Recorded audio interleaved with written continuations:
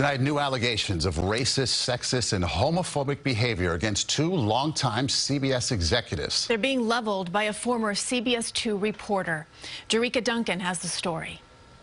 My agent warned me, be careful, you're gay, black, and a man. Don Champion says he was warned of problems at WCBS-TV in New York before he started his job as a freelance reporter in 2013. You know, I can't say enough how much fear you live in when you're in this situation. Whether I was able to make rent or eat that month was dependent on how David felt about me. I was just trying to endure it and survive. Champion came forward Tuesday after the release of an LA Times report alleging sexism and racism by CBS executives David Friend and Peter Dunn, who run 28 local CBS stations. What's the biggest concern in all of this when you look at how long they have yielded this amount of power? How many other lives and careers they've ruined? I mean, these are two very, very powerful men in the TV news industry. The LA Times report focused largely on CBS station KYW-TV in Philadelphia.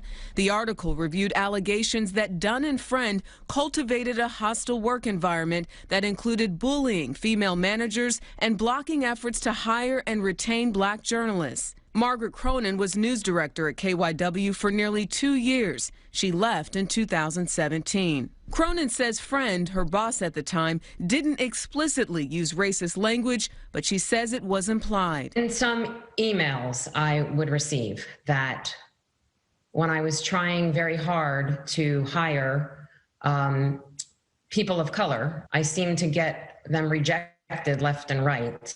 And I would get emails that say, he can't talk or he can't write. Cronin told the Times that Dunn reportedly took aim at veteran anchor Yuki Washington, calling him just a jive guy. Do you think Peter Dunn and David Friend are racist? I don't feel comfortable coming out and answering that. Do you think they should be fired? I believe they should no longer be running the CBS television station division. What about the dozens of people who've been impacted by decisions made at the very top who will never get a chance to be Yuki? My heart goes out to them. Last night, an emotional Washington, who has been at KYW more than 30 years, thanked his supporters. My mom told me as a kid that there is strength in numbers. It's still true.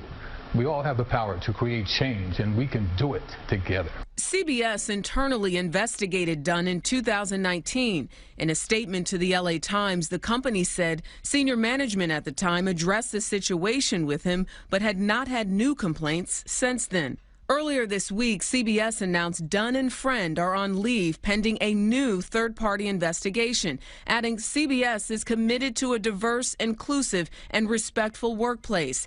In a news statement Tuesday, the company said all concerns presented will be considered in the new investigation. When you hear of people now in powerful positions at CBS saying we are about diversity, we respect everyone, what do you make of that? I have watched from the outside at the changes at the network level, and I certainly applaud that.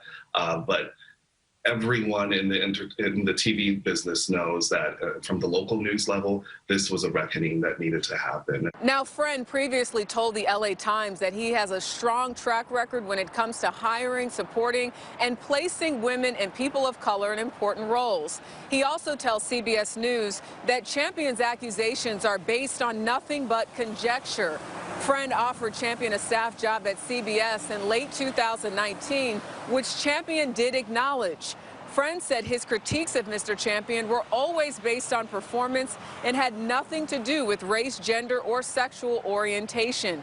Meanwhile, Dunn's attorney told CBS News that Dunn is confident that he always acted properly and that an investigation will find this. Jericka Duncan, CBS News, New York.